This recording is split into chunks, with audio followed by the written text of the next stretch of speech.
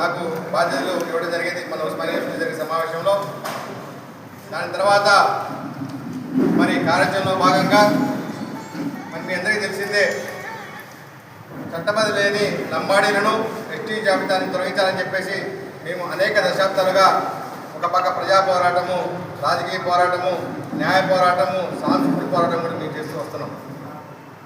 ఈ మధ్య అంటే మేము 2018లో సుప్రీంకోర్టులో కేసు వేసిన తర్వాత అవన్నీ కూడా 2 SLP కేసులు, ఒకటి గోండువాన సంక్షేమానికి సంబంధించినటువంటి సంఘం ఏదైతే హైదరాబాద్ ఉందో ఆడ హనుమంతరావు చేసినటువంటి కేసు, అదేవిధంగా 9 మంది మహిళలు, ఈ 9 మహిళలతో కూడా ఒక ప్రత్యేకమైన కేసు వేయడం జరిగింది. ఈ 2 కేసుల్లోనే అనేక మంది, దాదాపు 40 మంది వివిధ సంఘాల వాళ్ళు కావచ్చు, ఉద్యోగస్తులు కావచ్చు, అందరూ కూడా ఆ కేసులలో ఇంప్లీడ్ కావడం జరిగింది. అవి విచారణ జరిగిన తర్వాత నోటీసులు మీ అందరికీ తెలిసిందే. కేంద్ర రాష్ట్ర ప్రభుత్వాలు మరి అప్పటి ఉమ్మడి ఆంధ్రప్రదేశ్ కావచ్చు, తెలంగాణ కావచ్చు, కర్ణాటక, మహారాష్ట్ర, రాజస్థాన్కి కూడా నోటీసులు జరిగింది. దాని తర్వాత ఆ 2 SLPలు కూడా పబ్లిక్ ఇంట్రెస్ట్ లిటిగేషన్ పిటిషన్ కింద సుప్రీంకోర్టు కూడా వాటిని మొన్న మార్చడం జరిగింది. దానిలో భాగంగానే ఏదైతే మా యొక్క జాతి నుంచి రాజకీయాల్లో వచ్చి రాజకీయ పదవులు మరి పొందారో వారిని కోరిన తర్వాత స్థానిక భద్రాచలం శాసనసభ్యులు గౌరవ తెల్లం వెంకటరావు గారు కూడా నేను సైతం నా జాతి కోసం అని చెప్పేసి ఆ కేసులో ఇంప్లీడ్ కావడం జరిగింది. అదేవిధంగా మా యొక్క ఆదివాసీ తెగల ఉద్యమ నాయకుడు మరి జోడేఘాట్లో ఉద్యమం మొదలుపెట్టి సరూర్ నగర్లో లక్షలాది మందితో ఉద్యమం చేసిన నేత, తర్వాత ఆయన ఎంపీ అయిన తర్వాత ఢిల్లీలో రామ్లీలా మైదానంలో దాదాపు 1,00,000 మందితో ఉద్యమం చేసినటువంటి నేత, ఆయన తట్టుకోలేక పార్టీలో పొగబెట్టి ఆయన టికెట్ కూడా దక్కనీయకుండా చేయడం వల్ల ఆయన పార్టీ కంటే నాకు జాతి ముఖ్యం అని చెప్పేసి ఆ పార్టీని వదిలేసి మళ్ళీ కాంగ్రెస్ పార్టీ జరిగిన తర్వాత కాంగ్రెస్ పార్టీలో కూడా నీకు ఏ పదవి కావాలంటే ఆ పదవి ఇస్తుంది తప్ప ఈ మాట మాట్లాడుతూ లంబాడి తొలగించే మాట మాట్లాడుతూ అని చెప్పినా సరే నా జాతి కోసం నేను సుప్రీంకోర్టు న్యాయపోరాటం చేస్తని చెప్పేసి ఆయన కూడా సుప్రీంకోర్టు కేసు వేయడం జరిగింది. ఈ ఇద్దరు కేసు వేసిన తర్వాత ఈ యొక్క లంబాడ, సుగాలి, బంజారాలు మొత్తం వాళ్ళంతా కూడా ఏదో ఆగమైపోయినట్టు ఖమ్మంలో మొదలుపెట్టారు ర్యాలీలు. కొత్తగూడెంలో ఏదో బ్రిడ్జి మీద ఒక 500 మంది 1000 మంది ర్యాలీ చేసుకొని ఏదో మొత్తం బంజారా సమాజం మొత్తం కూడా మీ మొత్తం పెద్ద పెద్ద ర్యాలీ చేస్తామని చెప్పి సమాజం తప్పుదో పట్టేసేటువంటి ప్రకటన చేస్తున్నారు.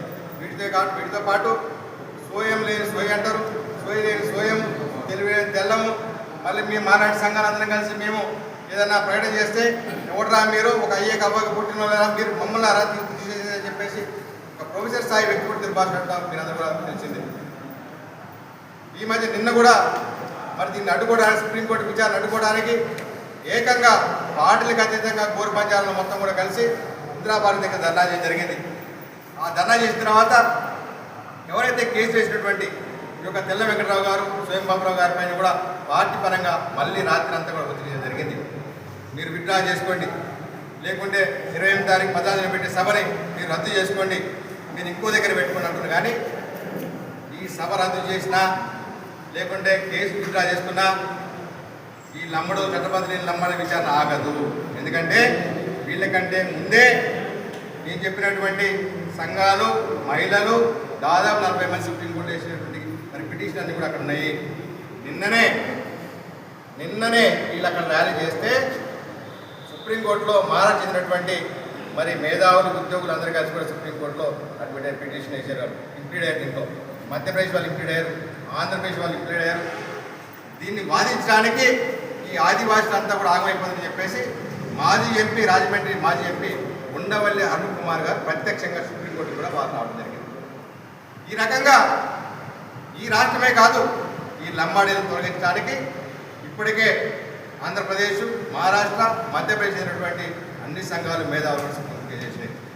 ఒకవేళ ఎమ్మెల్యే గారు మీ మీద అనుకుంటున్నాం, తెల్లవారి పరివారం అందరూ ఉన్నారు, మాకు గట్టి హామీ ఇచ్చారు, మా తెల్ల వెంకటేశ్వర గారిని, వెంకటరావు గారిని ఇంటి పట్టి విడ్రా కానీ తీసుకుని చెప్పారు. ఒకవేళ విడ్రా అయితే ఆయనే జాతిలో మిగిలిపోతుంది. స్వయం బాబురావు గారు కూడా విడ్రా అయితే ఆయనే జాతిలో మిగిలిపోవడం తప్ప ఈ ఉద్యమం ఆగదు. ఇది జాక్ చైర్మన్గా నేను ఇది 28 సెప్టెంబర్ భద్రాచలంలో ఉన్నటువంటి ధర్మయుద్ధం ఆగిపోతుంది నేను చెప్తే చెప్పులు తీసుకుని నన్ను కొట్టిన గాయం, నన్నే ఆ గోదాట్లో పట్టిన మునకాయ. కాబట్టి ప్రజల్లో మారుమూల గుడారంలోకి ముసలి వాళ్ళ దగ్గరికి కూడా వెళ్ళిపోయింది. ఈ అధర్మాన్ని మనం ఆపాడడం కోసమే ఈ ధర్మయుద్ధం చేస్తున్నాం. కాబట్టి అందరూ కూడా ఎక్కడెక్కడ మీరు చూడొచ్చు ఇవాళ ఎంతమంది అన్ని మండలాల నుంచి వచ్చి వెళ్తాం. కేవలము ఈ పోస్టులు పాంప్లెట్ తీసుకెళ్ళడానికి వచ్చినటువంటి జేఏసీ బాధ్యత మాత్రమే. అదే ఒక పిలిపిస్తే మాత్రం ఈరోజే పెద్ద జనసంతోషం అవుతుంది. ఇక్కడ ఒక 1000-2000 మంది వస్తారు. కానీ మా కార్యక్రమం ఏంటంటే ప్రజాస్వామ్యంగా న్యాయబద్ధంగా ఎన్ని వాళ్ళు రాజకీయ పార్టీల ప్రతినిధులు ఏ పార్టీ నుంచి ఆ సంఘాలు కలవాలి, ఆ నాయకులు కలవాలి, మేధావులు కలవాలి, సమాజంలో బట్టి బహుజనులు, దళితులు, మైనార్టీలు వీళ్ళందరి మద్దతు తీసుకొని ఎవరైతే మమ్మల్ని 50 రోజులు వాళ్ళు తొలగించే వరకు అంతిమ పోరాటం చేయాలని చెప్పేసి మరి ఈరోజు ఇక్కడ పోస్టర్లు అదేవిధంగా పాంప్లెట్లు అన్ని మండలాలకి అన్ని మండలం చేసి అందించడానికి సమావేశం ఏర్పాటు చేసుకున్నాం.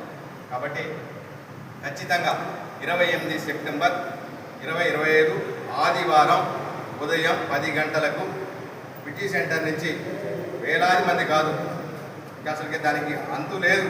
ఇప్పటికీ ఆదిలాబాద్ నుంచి వాళ్ళందరూ కూడా వెహికల్స్ అందరూ సిద్ధం చేసుకుంటున్నారు. వాళ్ళంతా కూడా ఇది అంతిమ పోరాటం. దీని తర్వాత మళ్ళీ నెక్స్ట్ మంత్ వచ్చే నెల ఆదిలాబాద్ మీటింగ్ ఉంది. తర్వాత నవంబర్లో మన వరంగల్ ఉమ్మడి వరంగల్ ముగ్గులో మీటింగ్ ఉంది. ఈ 3 మీటింగ్లు అయిన తర్వాత చలో హైదరాబాద్, చలో రాజ్భవన్ పేరిట ఇవన్నీ అయిపోయిన తర్వాత అన్ని రాష్ట్రాలు మహారాష్ట్ర, మధ్యప్రదేశ్, ఛత్తీస్గఢ్, ఆంధ్రప్రదేశ్ అందరం కలిసి మేము దేశ రాజధాని రాష్ట్రంలో కోరుకుంటున్నాం. కాబట్టి ఇదేదో ప్రణాళిక లేకుండా కార్యాచరణ లేకుండా ఏదో అనౌన్స్ చేసి వచ్చిన ప్రోగ్రాం కాదు.